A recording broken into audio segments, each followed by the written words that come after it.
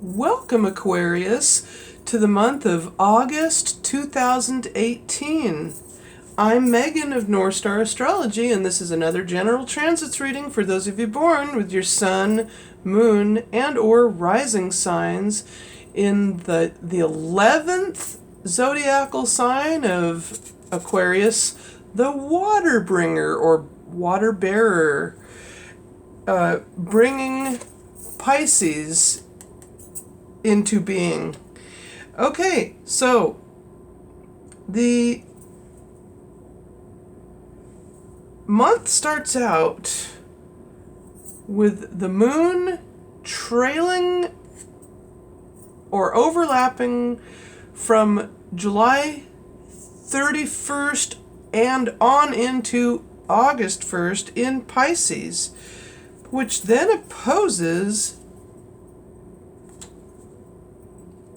Venus,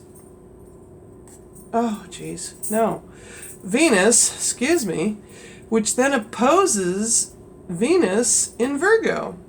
So from the 8th house to the 2nd house, the 8th house of others is resources, to the 2nd house of what you value and your own resources, moon in Pisces in opposition to Venus in Virgo, gives you that point of awareness, as I like to say, or 180 viewpoint of your emotions in love with whoever it is you're involved with and how you value them versus yourself. Then on August 3rd, Mercury, being that it's trines the moon from your 7th house in Leo to the moon now in Aries in your 3rd house of communications. This harmonious trine gives you the emotional harmony. Even with this retrograde, you'll be able to smoothly sail through whatever it is that you're dealing with, even with the trine, communications with others. Then on the following day, the last quarter moon occurs in your 4th house of the home in Taurus at 12 degrees Taurus, 19 minutes, which then trines Venus. So again, Venus over here in your 8th house in Virgo harmoniously trines the moon in your 4th house of the home in Taurus, both earth signs. So now you can harmoniously achieve some last moment home remodeling projects, because with this harmonious trine with Venus in your house of others' resources, however, still be mindful of signing any important documents with Mercury retrograde. Then on August 7th, Uranus, which has been transiting your 4th house of the home and will continue to transit your 4th house of the home in Taurus, will be continuing to transit for the next 7 years, goes retrograde of all things. So this outer generational planet will be going retrograde in your 4th house of the home. Also on the 7th, Mercury retrograde sextiles the moon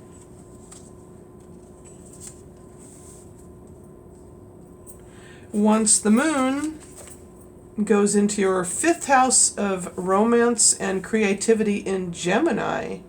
So fire, air, air, fire.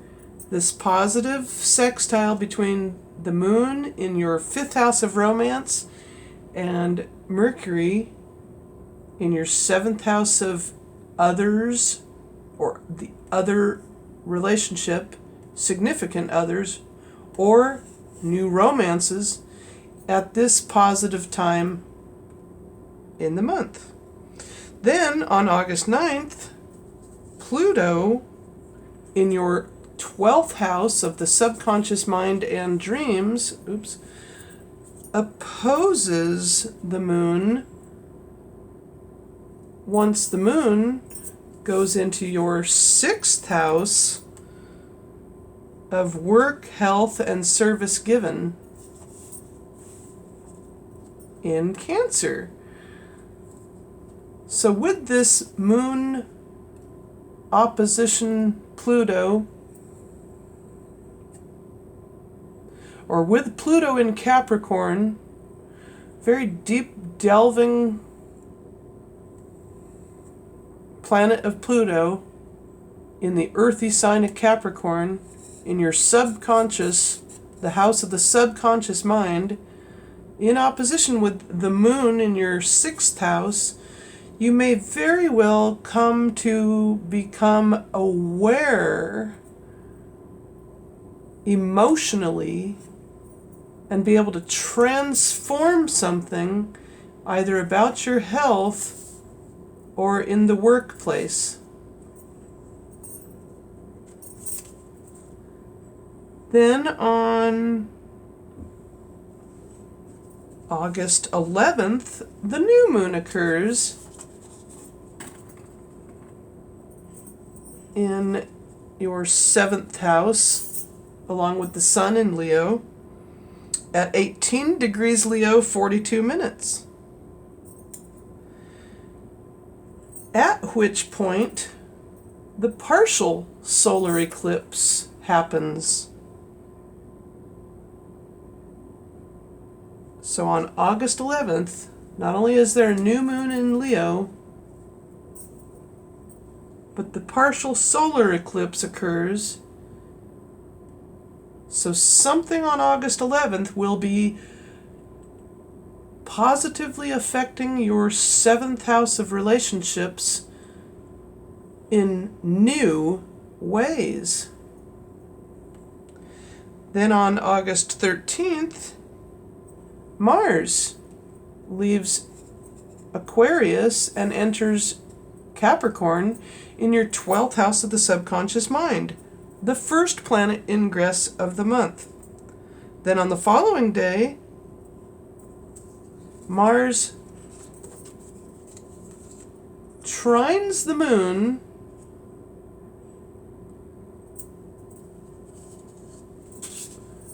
when the moon,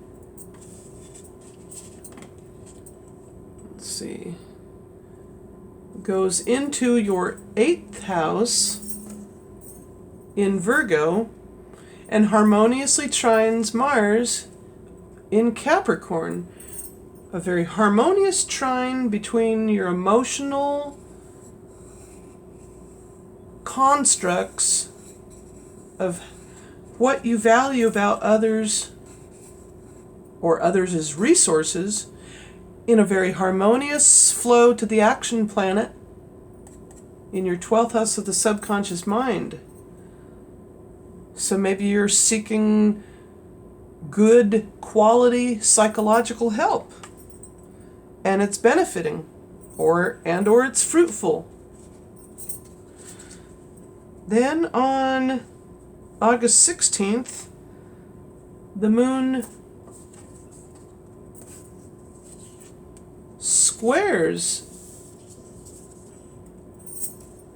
Mars, so from your 9th house of religion and philosophy, higher law and higher education, to the 12th house of the subconscious mind.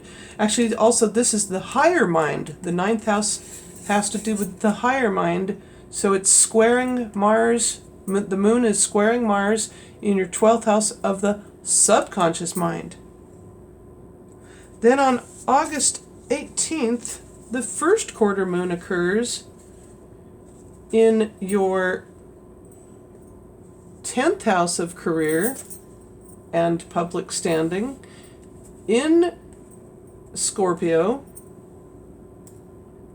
25 degrees Scorpio, 20 minutes, which then proceeds to sextile Mars, so 2 houses away or 60 degrees. This positive moon sextile Mars, moon sextiling the action planet, something to do with how you can tap into your subconscious mind regarding your career in a much positive way. Then on August 19th, Jupiter trines Neptune. So from your second house of money to your 10th house of career, these two most spiritual planets, Jupiter being Pisces sub-ruler, but Neptune now also very much in Pisces, finally for the first time in 223 years approximately, in your second house of money and what you value, very harmoniously trine, so you very, very well may be able to ask for a big promotion in your career and or some kind of raise. Sorry if I accidentally bumped my tripod. Then on August 20th, the Sun in Leo. Okay. The Sun, or the Moon goes into your 11th house of friendships, goals, hopes, and wishes in Sagittarius. And, yeah, Sagittarius. I think I said that correctly.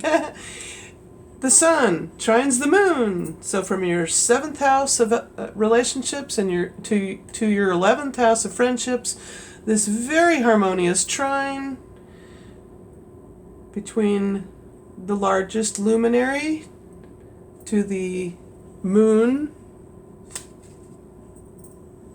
in the most playful placement in Sagittarius. Now, with this trine, you can introduce your significant others, or other, you can introduce your significant other to your friends. And if I have mistakenly bypassed this, I apologize. Mercury retrograde, get out of here. Mercury goes direct. I apologize. Mercury goes direct on August 19th. Thank goodness. There will, however, be a lingering shadow period, as they say, like for the next week and a half after. So not until the end of August will you really notice a huge difference with being able to communicate clearly. Then on August 23rd, the Sun leaves Leo and enters Virgo into your 8th house of others' resources.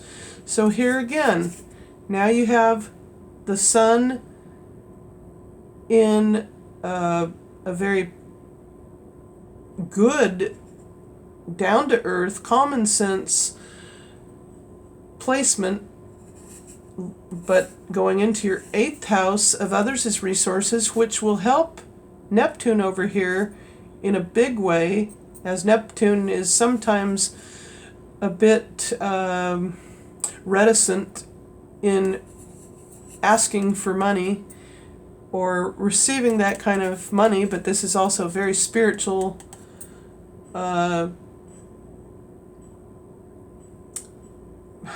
placement. Then on August 25th, the moon comes full circle, and the moon, oh, I apologize once again. I keep getting ahead of myself on that. On August 25th, Venus in Virgo trines the moon. Once the moon goes into your 12th house of the subconscious mind, then on the following day, or 2.5 day period, because the moon goes into every one of the signs per month and travels through the signs. However, okay, Venus trine the moon, so you can really tap into your subconscious mind in a very harmonious way, asking for others as resources if need be. So now with the full moon on August 26th at 3 degrees Pisces 12 minutes in your second house of others as resources. I mean, your resources, excuse me, I'm just, oh boy. I'm sensing that I'm almost like communicating in almost a Mercury retrograde sense. Something's going on here that's throwing me. I'm a little worried about my time with my tablet, as it cut off Capricorn's reading, so I gotta hurry. I don't know what it is about, maybe storage and time, memory space on this tablet. Okay, so Mars sextiles the moon, or actually, no, Mars goes direct on August 27th. That's a good thing. Maybe that's what it is. Mars goes direct finally on August 27th. I'm not quite sure when it was that it went retrograde. However, the following day, Mars sextiles the moon, and let's see. Okay, well, it's still full. Takes 2.5 days per sign. So Mars sextiles the moon on August 28th. Very short and sweet 60-degree positive aspect between your second house of what you have in your way of resources versus the action planet in your subconscious mind. With the moon full, you can really truly tap into this, as the 12th house is the natural Piscean house, and with the full moon in Pisces, there is a wonderful juxtaposition, if that's the way to put it. And then, of course, the following day, Mars squares the moon once the moon makes its way into your third house of communications. And if I failed to mention, Uranus is your ruling planet, Aquarius, and this is very much of an interesting deal for you, keeping you somewhat grounded if that's what you need. And as I said, it went retrograde on the 7th. Anyhow, Mars squaring the moon in your third house of communications to your 12th house of the subconscious mind. This square can somewhat be a bit of a challenge. Needless to say, I apologize for any flub-ups, but there's no way I can edit this, as that's it. It is kind of, I do miss my MacBook Pro very much, but this is the way it has to be. Meanwhile, I hope you enjoyed this reading. I hope you have a wonderful month of August. Please give me a thumbs up, comment down below, subscribe, have fun, as I know you will. Sudden spontaneous fun, as your ruler is a very interesting planet at that. And with that, thank you so much.